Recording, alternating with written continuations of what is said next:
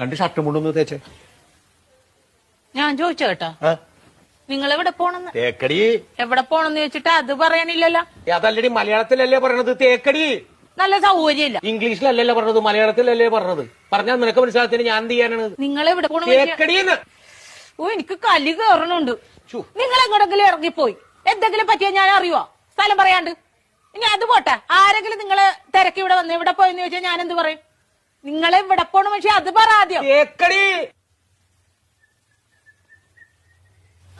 ഇങ്ങനെ ഇരിക്കണാ, റെഡിയായില്ലേ? ഷർട്ടും മുണ്ടും തേക്കാൻ പറഞ്ഞിട്ട് അവള് തേക്കാനല്ല. നല്ല സൗകര്യല്ല തേക്കാനായിട്ട്. പോണ സ്ഥലം ഇതുവരെ പറഞ്ഞില്ലല്ലോ. എടാ, ഒരു 100 വട്ടം ഞാൻ ഇയാളോട് ചോദിച്ചു എവിടെ പോണെന്ന്. എന്നിട്ട് അയാൾ തുണി ആക്കണ കാര്യം പറയണല്ലാതെ പോണ സ്ഥലം പറയണില്ല. എനിക്കും പറ്റൂല. ഇയാൾക്കാ പറയാൻ കഴിയില്ല. നീയെങ്കിലും ഒന്ന് പറയാം എവിടെ പോണത്. തേക്കടി. ആഹാ, അത് കൊള്ളാല. ദേ ഒരു കാര്യം ഞാൻ പറഞ്ഞേക്കാം, എന്റെ കെട്ടിയൻ എന്നെ ഇടിപൊടിന്ന് വിളിക്കും. എന്ന് വെച്ച് കണ്ടവന്മാര് വീട്ടിൽ കയറി ഒന്ന് ഇടിപൊടിന്ന് വിളിച്ചിട്ടില്ല, അടിച്ച കാരണം വിളിക്കും. പറഞ്ഞാൽ മനസ്സിലാവൂല. അതാണ് ഞാൻ പറഞ്ഞത്. ഞാൻ പെടാപ്പാട് വെട്ടിയിരിക്കണ ഇപ്പൊ ഇവിടെ കിടന്നു. നിനക്ക് എന്നാ കാര്യടാ എന്നെ ഇടിപൊടിന്ന് വിളിക്കും? തേക്കടി.